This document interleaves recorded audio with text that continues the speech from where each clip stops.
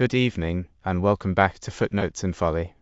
I am Professor Reginald St. John Pemberton, and we return to the great work of Flavius Josephus, the Antiquities of the Jews.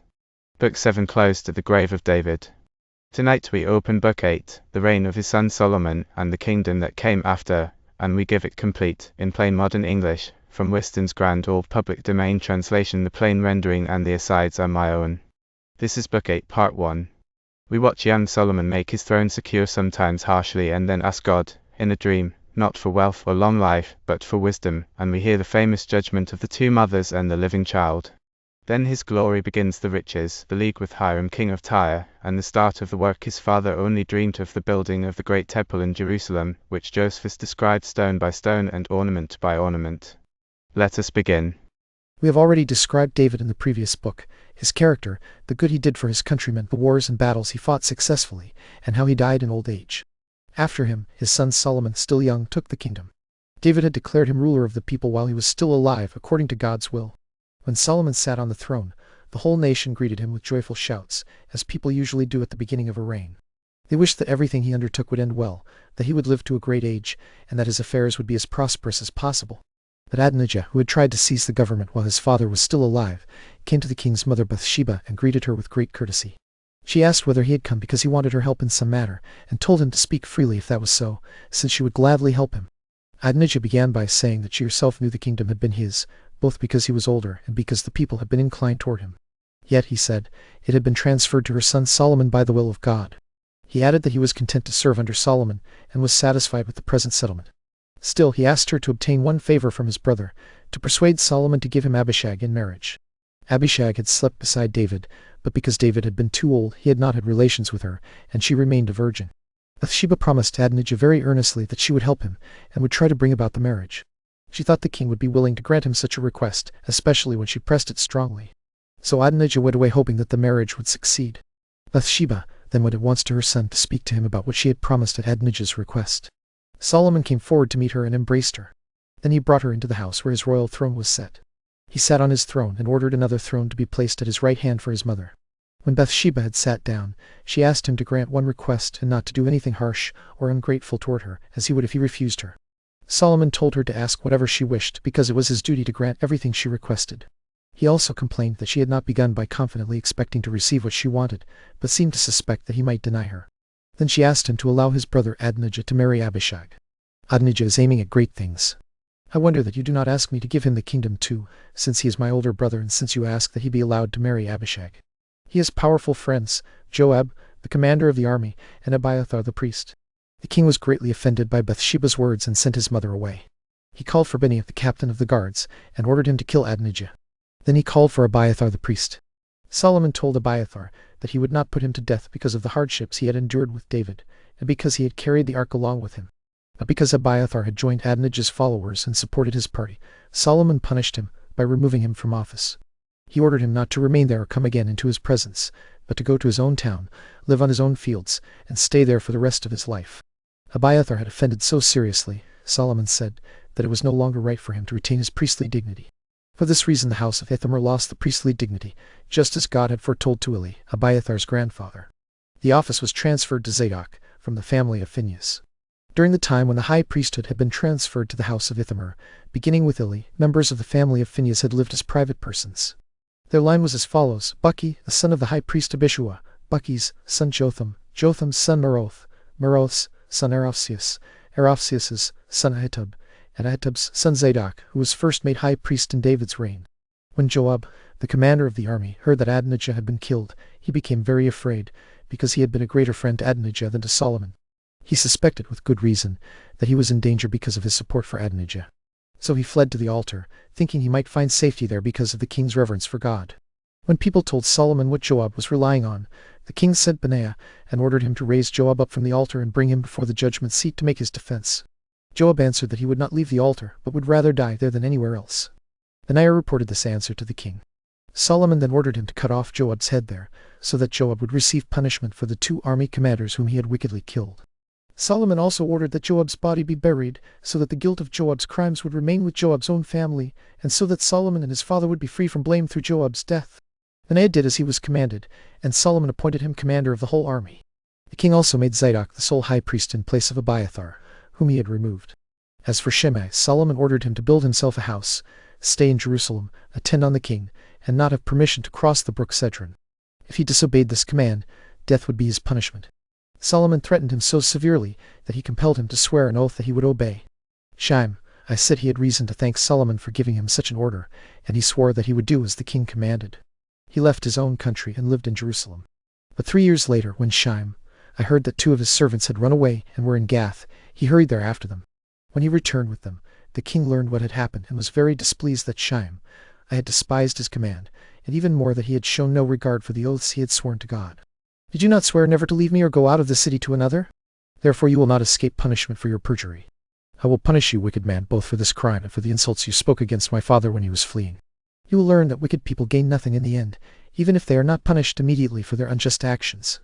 During the whole time when they think themselves safe because they have not yet suffered, their punishment grows and becomes heavier than it would have been if they had been punished at once for their crimes. So at the king's command, Benaiah killed Shimei. After Solomon had firmly established himself in the kingdom and had punished his enemies, he married the daughter of Pharaoh, king of Egypt. He also built the walls of Jerusalem larger and stronger than they had been before. From then on he managed public affairs in great peace.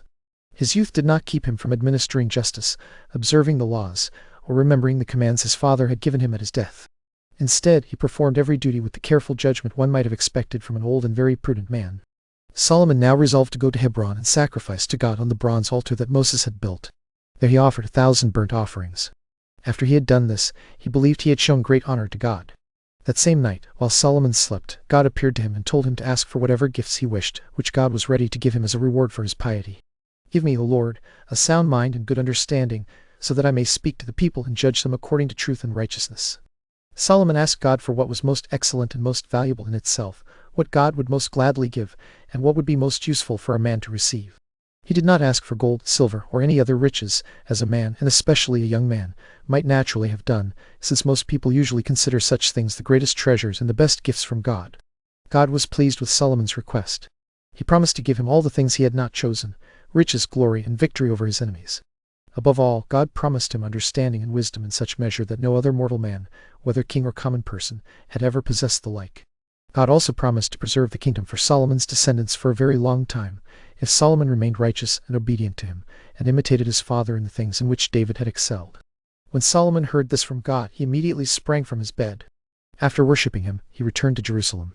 There, after offering great sacrifices before the tabernacle, he held a feast for his whole household. In those days a difficult case came before Solomon for judgment, one that seemed very hard to settle.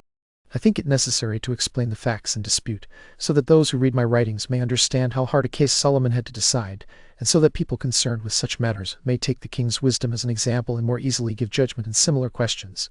2 women came before him. They were harlots in their way of life. The woman who seemed to have been wronged spoke first. "O king, this woman and I lived together in one room. We both gave birth to a son at the same hour of the same day. On the 3rd day, this woman lay upon her son and killed him. Then, while I was asleep, she took my son from my bosom and placed him beside herself, and laid her dead son in my arms. In the morning, when I wanted to nurse the child, I did not find my own son, but saw this woman's dead child lying beside me. I examined him carefully and found that this was so. That is why I demanded my son. When I could not get him back, my lord, I came to you for help. Since we were alone, and there was no one there who could prove her guilty, she cares for nothing and persists in boldly denying what she has done." After this woman had told her story, the king asked the other woman what she had to say against it. She denied the accusation and said that the living child was hers, while the dead child belonged to her opponent. No one could determine what judgment should be given. The whole court was at a loss and could not see how to solve the riddle. Solomon alone devised a way to discover the truth. He ordered both the dead child and the living child to be brought in.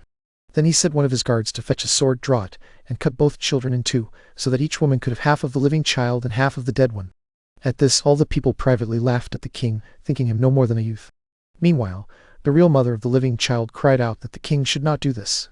She begged that the child be given to the other woman as her own, saying she would be satisfied if the child lived and she could see him, even if he were counted as the other woman's son. But the other woman was ready to see the child divided, and she also wanted the first woman to be tormented. When the king understood that both women had spoken from the truth of their passions, he awarded the child to the woman who had cried out to save him, because she was his true mother. He condemned the other as a wicked woman, who had not only killed her own child, but was also trying to see her friend's child destroyed. The multitude regarded this decision as a great sign and proof of the king's sharp judgment and wisdom. From that day on, they attended to him as to a man with a divine mind. Captains of Solomon's armies and the officers appointed over the whole country were these. Yours was over the lot of Ephraim. Theochlarus was over the toparchy of Bethlehem. Abinadab, who married Solomon's daughter, governed the region of Dora and the sea coast. The great plain was under Benaiah, the son of Achillas, who also governed all the country as far as Jordan. Cabarus ruled Gilead and Gaulonitis, and under him were the 60 great fortified cities of Og. Achinadab managed the affairs of all Galilee as far as Sidon, and he too had married a daughter of Solomon, whose name was Basema. Benacates had the sea coast around Ars. Shaph had Mount Tabor, Carmel, and the lower Galilee as far as the river Jordan, and one man was appointed over all that country. Shime, I was entrusted with the lot of Benjamin. The Bears had the country beyond Jordan, and over him also one governor was appointed. The Hebrew people, especially the tribe of Judah, increased wonderfully when they turned to farming and the cultivation of their land. Because they enjoyed peace, and were not distracted by wars and troubles, and because they also had the full enjoyment of the most desirable liberty, everyone was busy increasing the produce of his own land and making it more valuable than it had been before. The king also had other rulers over the land of Syria and over the Philistines, whose territory reached from the river Euphrates to Egypt. These rulers collected tribute from the nations.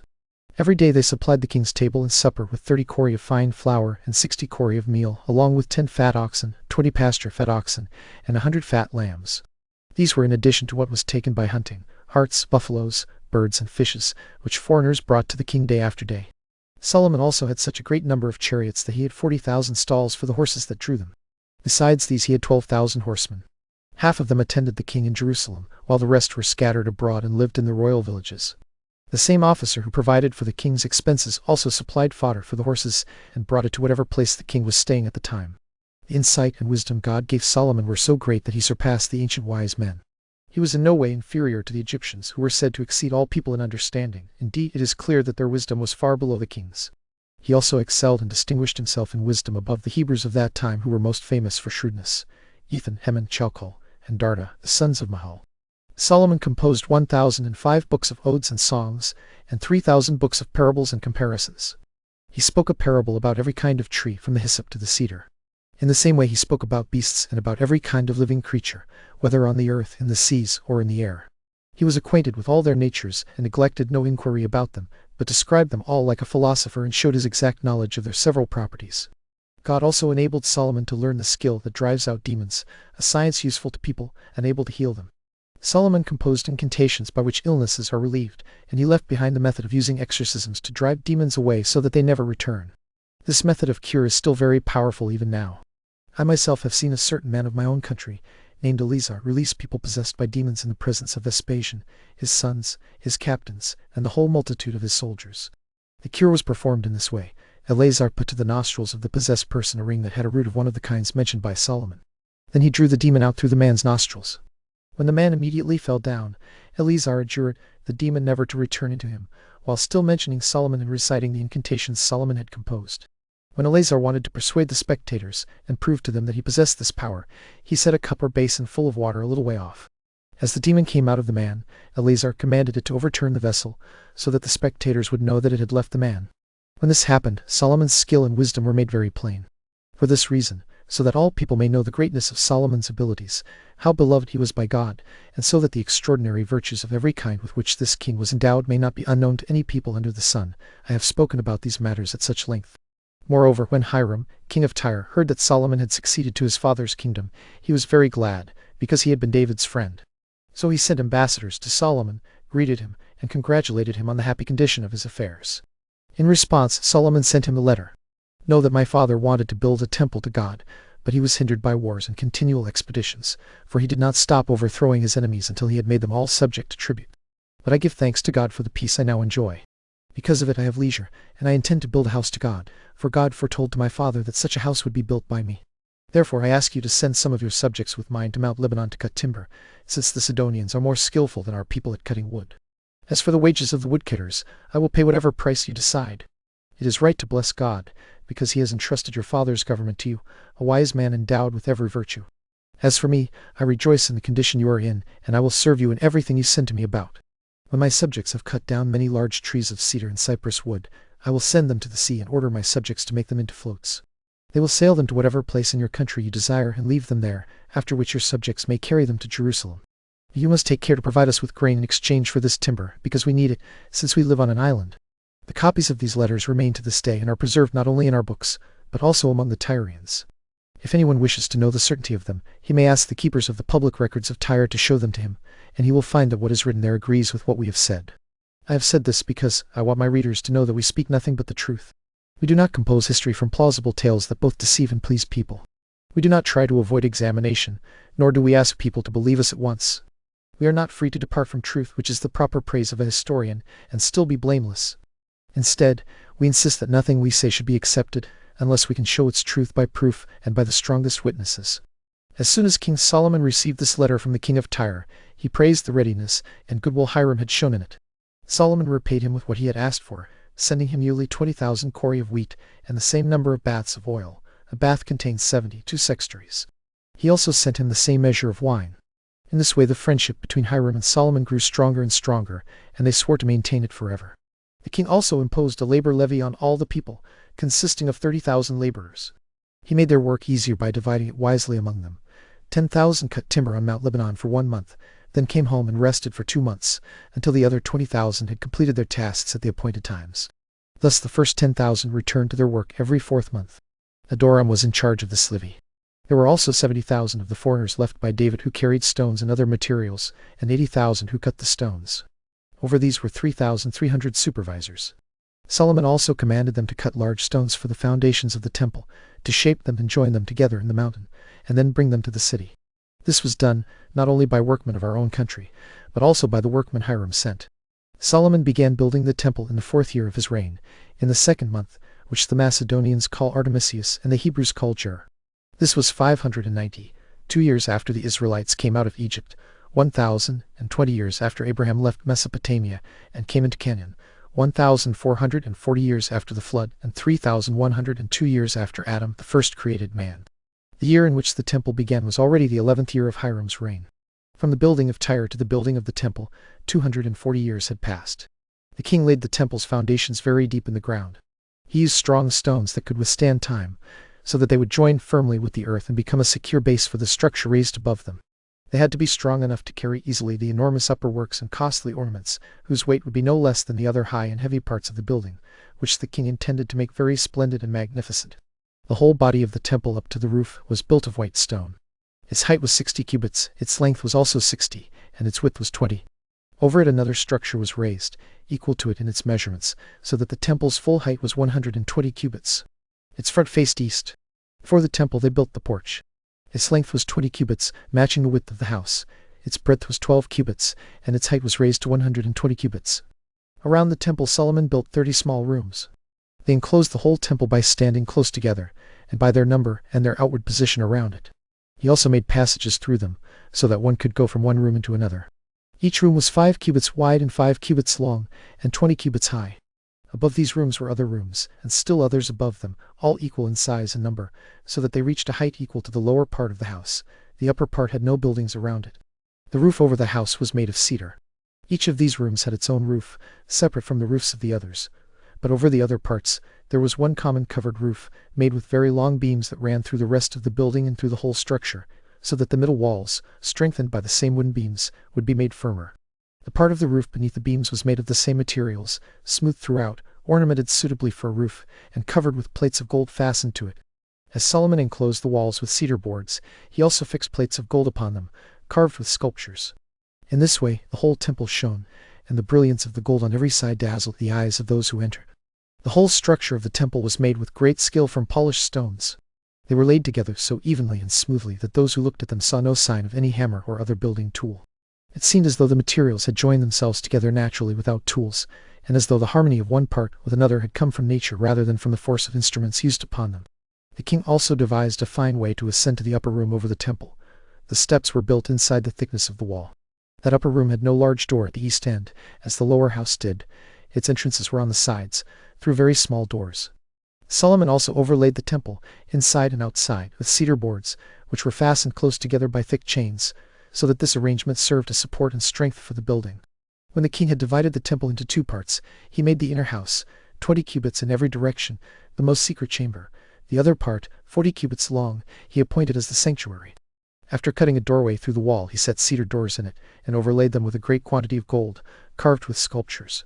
He also made veils of blue, purple, and scarlet, and of the brightest and softest linen, with very skilfully worked flowers upon them, to be drawn before those doors. For the most secret place, whose breadth was 20 cubits, and whose length was the same, he dedicated 2 cherubims of solid gold. Each was 5 cubits high. Each had 2 wings stretched out 5 cubits. Solomon placed them not far from each other, so that one wing touched the southern wall of the secret place, and another touched the northern wall. Their other wings met each other and formed a covering over the ark, which was set between them. But no one can tell, or even guess, what the shape of these cherubims was. Solomon also laid the floor of the temple with plates of gold. He added doors to the gate of the temple, matching the height of the wall and 20 cubits wide, and he covered them with gold plates. In short, he left no part of the temple, inside or outside, that was not covered with gold. He also drew curtains over these doors, just as he had drawn them over the inner doors of the most holy place. But the porch of the temple had nothing of that kind. Solomon sent to Tyre for a craftsman named Hiram. On his mother's side, Hiram was born of the tribe of Naphtali, for she belonged to that tribe, but his father was of Israelite stock. Hiram was skilled in every kind of work, but his greatest skill was in working gold, silver, and brass. Through him all the crafted work for the temple was made according to Solomon's will. Hiram made 2 hollow pillars, whose outer surfaces were brass. The brass was 4 fingers thick. The pillars were 18 cubits high and 12 cubits around. With each capital he cast lily, work that stood upon the pillar and rose 5 cubits. Around it was a network interwoven with small palms, made of brass, covering the lily work. From this were hung 200 pomegranates in 2 rows. He placed one pillar at the entrance of the porch on the right side and called it Jachin. The other he placed on the left side and called it Buz. Solomon also cast a brazen sea shaped like a hemisphere. This bronze vessel was called a sea because of its size. The laver was 10 feet across and was cast to the thickness of a palm. Its middle rested on a short pillar with 10 spirals around it, and that pillar was 10 cubits in diameter. Around it stood 12 oxen, facing the 4 winds of heaven, 3 toward each wind. Their hind parts were lowered, so that the hemispherical vessel could rest upon them, and the vessel itself curved downward inwardly all around. This sea held 3,000 baths. He also made 10 bronze bases for the same number of square lavers. Each base was 5 cubits long, 4 cubits wide, and 6 cubits high. This vessel was partly turned, and was designed in this way. 4 small square pillars stood one at each corner, and the sides of the base were fitted to them on each side. They were divided into 3 parts. Each opening had a border fitted to support the laver. On one place a lion was engraved, on another a bull, and on another an eagle. The small pillars had the same animals engraved on them as were engraved on the sides. The whole work was raised up and stood on 4 cast wheels, which had hubs and rims and were 1.5 feet in diameter. Anyone who saw the spokes of the wheels, how precisely they were turned, how they were joined to the sides of the bases, and how harmoniously they fitted the rims, would admire them. Their structure was as follows. Certain supports shaped like outstretched hands held the upper corners, and on these rested a short spiral pillar, set beneath the hollow part of the laver and resting on the front parts of the eagle and the lion, which were fitted to them so closely that those who saw them would think they were all one piece. Between these were engravings of palm trees. This was the construction of the 10 bases. Solomon also made 10 large round bronze vessels, the lavers themselves, each holding 40 baths. Each was 4 cubits high, and its edges were the same distance apart. He placed these lavers on the 10 bases called Mechanoth. He set 5 of the lavers on the left side of the temple, the side toward the north wind, and 5 on the right side, toward the south, all facing east. He also set the sea in the same eastern direction. He appointed the sea for the priests to wash their hands and feet when they entered the temple and were about to go up to the altar. The lavers were for washing the entrails and feet of the animals that were to be burnt offerings. He also made a bronze altar for the burnt offerings, 20 cubits long, 20 cubits wide, and 10 cubits high. All its vessels were made of brass, the pots, shovels, basins, snuffers, tongs, and every other vessel belonging to it. The brass was so bright and beautiful that it looked like gold. The king also dedicated a great number of tables, including one large table made of gold on which they set the loaves of God. He made 10,000 more tables resembling it, though made in another manner, on which the vials and cups were placed. There were 20,000 of these in gold and 40,000 in silver. He also made 10,000 candlesticks according to the command of Moses. One of them he dedicated for the temple, so that it might burn in the daytime according to the law. He placed one table with loaves on it on the north side of the temple, opposite the candlestick, which he set on the south side. The golden altar stood between them. All these vessels were kept in that part of the holy house which was 40 cubits long, before the veil of the most secret place where the ark was to be set. The king also made 80,000 pouring vessels, 100,000 golden vials, and twice as many silver vials. For golden dishes in which kneaded fine flour was to be offered at the altar, there were 80,000, and twice as many of silver. There were also 60,000 large basins of gold for mixing fine flour with oil, and twice as many of silver. Of the measures like those Moses called the hin and the asaron, or 10th deal, there were 20,000 of gold and twice as many of silver. The golden censers in which incense was carried to the altar numbered 20,000. The other censers, in which fire was carried from the great altar to the little altar inside the temple, numbered 50,000. The priestly garments that belonged to the high priest, with the long robes, the oracle, and the precious stones, numbered 1,000. But the crown on which Moses wrote the name of God was only one, and it has remained to this very day. Solomon also made 10,000 priestly garments of fine linen, with purple girdles for every priest, and 200,000 trumpets according to the command of Moses. He also made 200,000 garments of fine linen for the singers, who were Levites.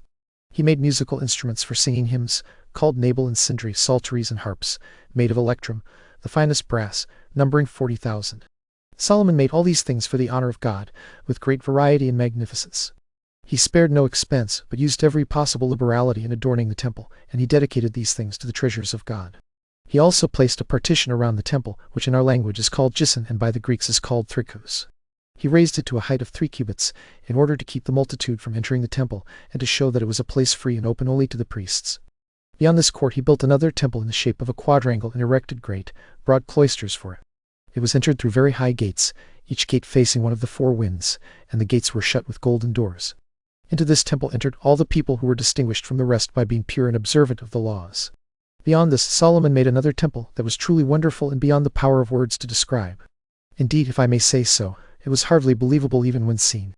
He filled great valleys with earth, valleys so immensely deep that a person could not bend down and look into them without distress.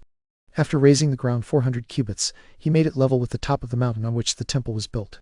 In this way the outermost temple, which stood open to the air, was made even with the temple itself.